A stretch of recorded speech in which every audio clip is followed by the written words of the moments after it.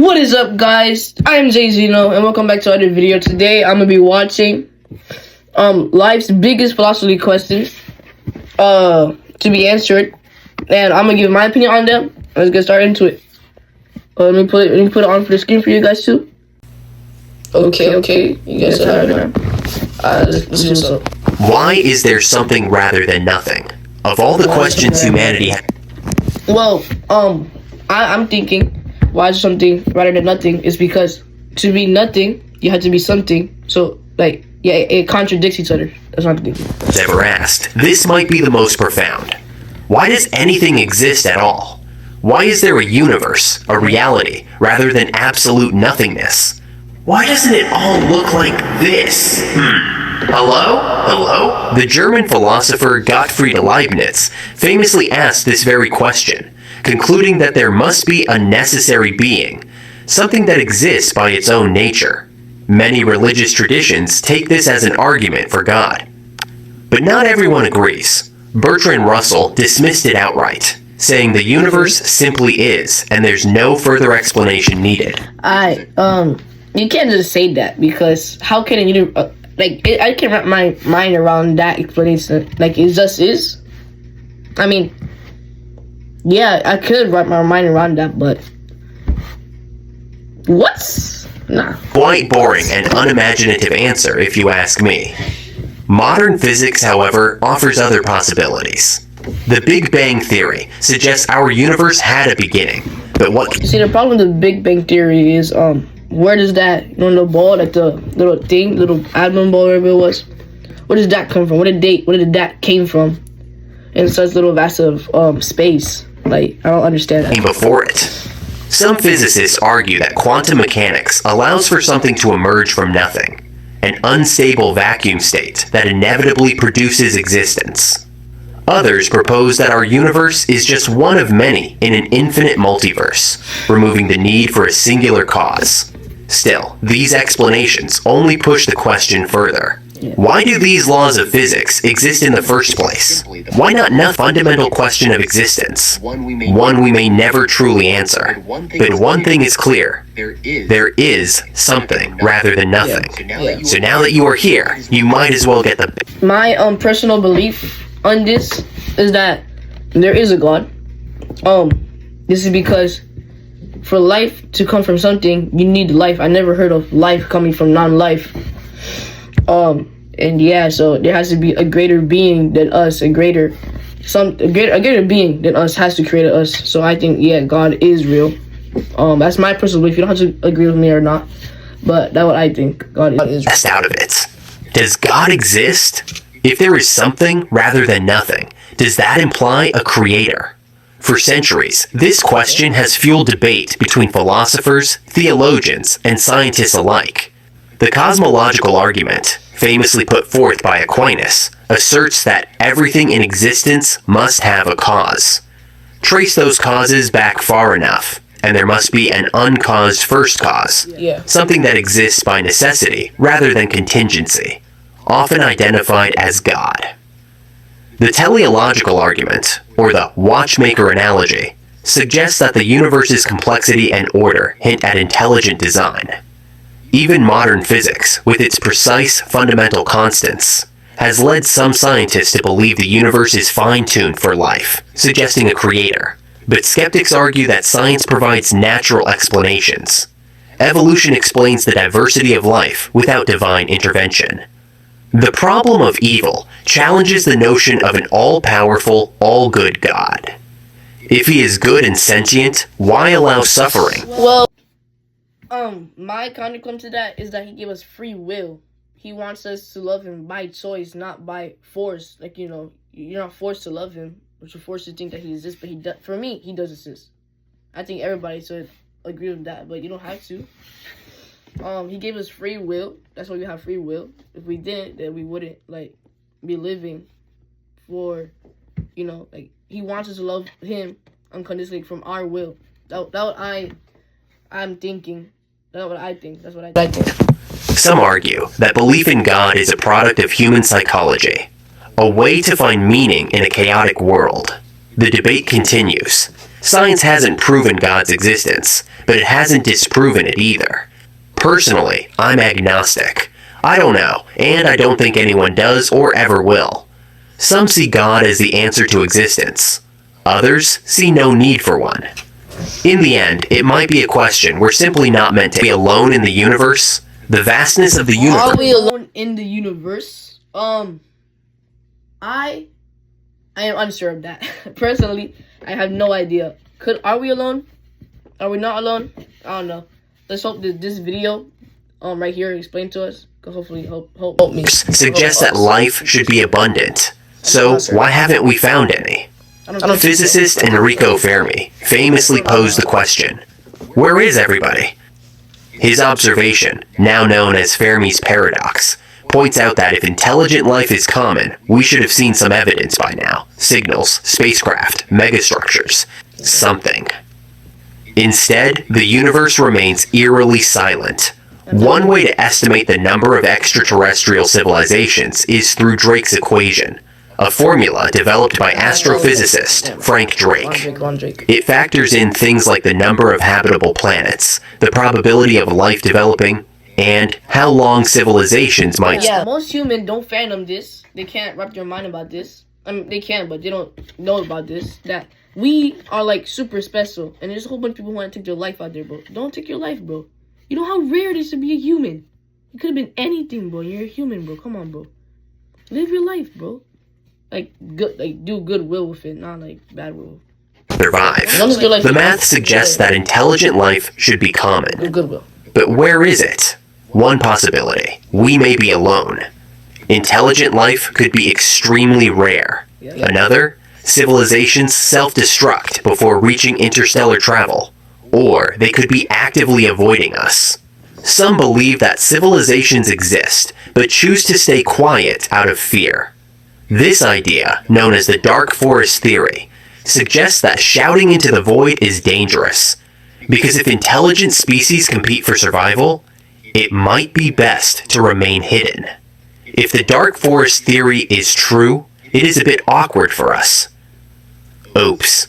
But if that theory is wrong, if the dark forest theory is true, it is a bit awkward for us. Oops. But if that theory is wrong, then why the silence? Are we the first? Are we the last? Or are we simply not listening properly? I don't know if the theory is wrong, then why the silence? Are we the first? Are we the last? Or are we simply not listening properly? I don't know which is more terrifying. The idea that we are truly alone, or that other intelligent beings exist, ones that might see us in the same way as we once saw lesser developed civilizations here on Earth. If history is any guide, first contact doesn't always end well. What is consciousness? Consciousness is the core of human experience, the awareness of self, thoughts, and sensations. Yet, science and philosophy still struggle to define what it truly is. Philosopher David Chalmers differentiates between the easy problems, explaining how the brain processes information, and the hard problem. Why does brain activity create subjective experience? Why does it feel like something to be conscious? Most scientists take a materialist view, arguing that consciousness emerges from neural interaction. The definition of consciousness, let me start up. Let's go see what it is. Definition of consciousness. Okay, chat, we have it right here. A definition of consciousness. The state of being awake, aware of one's surrounding, experience subjective thoughts, sensations, and feelings. So it's like being aware. That's basically what it is. Like being, like knowing that you're alive, knowing that you're present. Some believe it's just advanced information processing, while others see it as an illusion.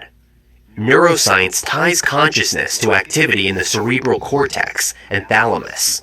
Brain Scans has identified brain activity associated with awareness, suggesting that consciousness only happens in the brain. However, not everyone agrees. In contrast, dualists following Descartes suggest that consciousness exists separately from the physical body. a view shared by many religious traditions that link it to the soul. Some theories go even further.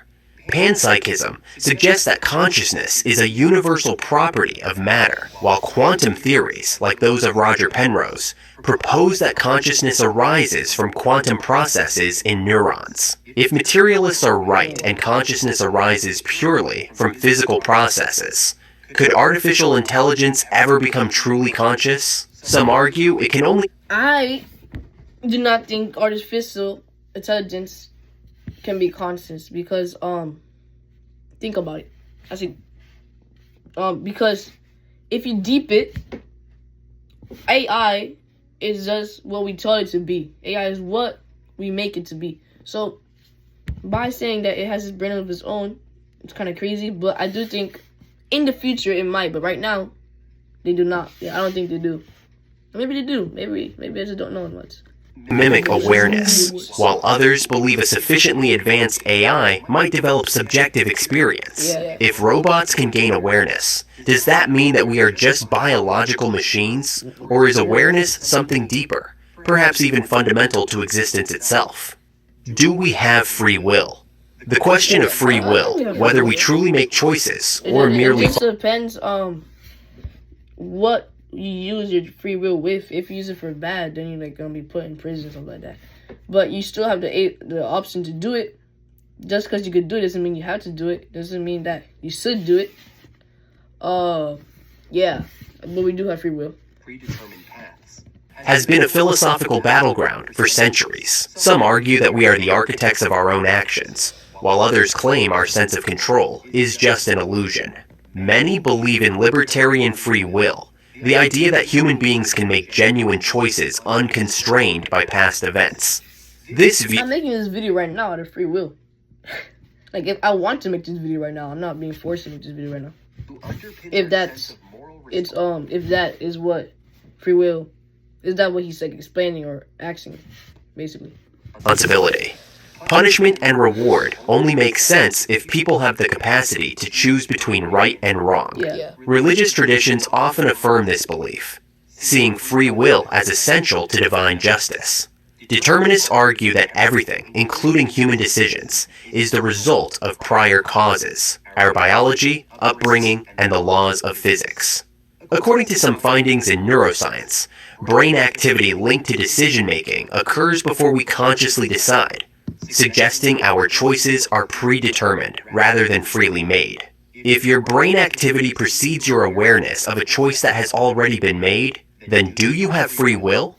Some, like David Hume and Daniel Dennett, propose compatibilism, the idea that free will and determinism can coexist. They argue that as long as we act in accordance with our own desires, without coercion, we are free in a meaningful sense, even if those desires are shaped by forces beyond our control. What is the nature of reality? Reality? Wow, I'm not gonna speak. I'm letting it. Do we experience the world as it truly is, or is our perception merely a filtered illusion? Materialism, the dominant scientific view, holds that reality consists solely of physical matter. Yeah, one thing of reality with color, because he said basically with the strawberry he just put there. With color, we probably don't even see all the same color, because this right here, I could say it's green, but maybe you see green as red, but you just taught to call it green all your life. Unless we could describe the features of green, but it's kind of hard. Like for yellow, it's bright. Maybe that could like bring us to and red is like blood, but blood, maybe you see blood as green, and maybe I see green as you see red. Like, it's so confusing for me. Maybe not, but it doesn't really matter how we see colors, because in the end it's still the same. Governed by natural laws. Everything, space, time, consciousness, emerges from interactions of particles and forces, but quantum mechanics challenges this assumption. Experiments suggest that observation affects reality, and particles exist in multiple states until measured. Philosophers have long questioned the reliability of our senses. Plato's allegory of the cave argued that we perceive only shadows of a deeper truth. Kant suggested that reality as it exists is unknowable, filtered through the limitations of human perception. Idealists like Berkeley went further, claiming that reality is purely mental, existing only as experience. Some interpretations of simulation theory suggest that our universe could be an artificial construct. Whether reality is material, mental, or something beyond our understanding, the question remains: do we shape reality, or does reality shape us? What is the meaning of life? Few questions have captivated humanity more than the search for meaning. Is there a grand purpose? The meaning of life for me, I'm religious, so the meaning of life is to live for God and to spread His word across millions and millions and millions. But it might be different for everybody. Actually, I don't know. Let's play this video. Or is existence simply an accident? Religious traditions often provide purpose through divine will. Yeah. Christianity, Islam, and Judaism suggest life is a test, with moral choices determining an afterlife. Hinduism and Buddhism see life as part of a cycle, with enlightenment as the ultimate goal. These perspectives offer meaning through faith, but are they inherent truths or human constructs? Existentialists like Sartre and Camus reject preordained purpose, arguing that meaning must be created by the individual. Nihilists take a darker view, claiming life is inherently meaningless, while humanists propose that meaning arises through relationships, creativity, and the pursuit of knowledge. Science, rooted in evolution, suggests that life has no intrinsic purpose beyond survival and reproduction. Yet, the study of consciousness, the universe, and the nature of reality leaves room for deeper inquiry. Is meaning subjective, or is there a hidden order to existence? Ultimately, the answer may be whatever we choose to make of it. Is there life after death? Few questions have haunted. Then again, like I said, like 3 times in this video, I am religious. So then again, I would say yes. Yeah. That's just me. Humanity as deeply as what happens after we die. Every culture, religion, and philosophy has grappled with the mystery. Yet no definitive answer exists. Does consciousness continue in some form, or is death simply the end? Many religious traditions claim that an afterlife awaits. In Christianity, Islam, and Judaism, souls are believed to persist in heaven, hell, or other spiritual realms. Hinduism and Buddhism teach reincarnation, where the soul is reborn in a cycle of karmic justice until reaching enlightenment.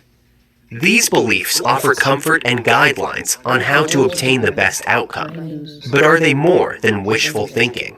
From a scientific standpoint, the dominant view is materialism. The idea that consciousness is a product of the brain, and when the brain dies, so does the mind. Near-death experiences challenge this notion. People who have clinically died and been revived often report floating above their bodies, seeing, and when the brain dies, so does the mind. Near-death experiences challenge this notion. People who have clinically died and been revived often report floating above their bodies, seeing bright lights, or encountering deceased loved ones. Some claim to have recalled events they couldn't have physically witnessed, leading some researchers to question whether consciousness might exist separately from the brain. One theory we've already touched on, Roger Penrose's quantum theories, suggests that consciousness might be more than just a product of the brain. If true, this raises the possibility that it doesn't simply vanish when we die. But without empirical proof, the question lingers. Does something await us on the other side, or is death truly the end? Alright, so those were some of the biggest philosophical questions we humans face. Well, thank you guys for watching the video. I appreciate you guys. Smash that follow button, smash that like button, and see you guys in the next video.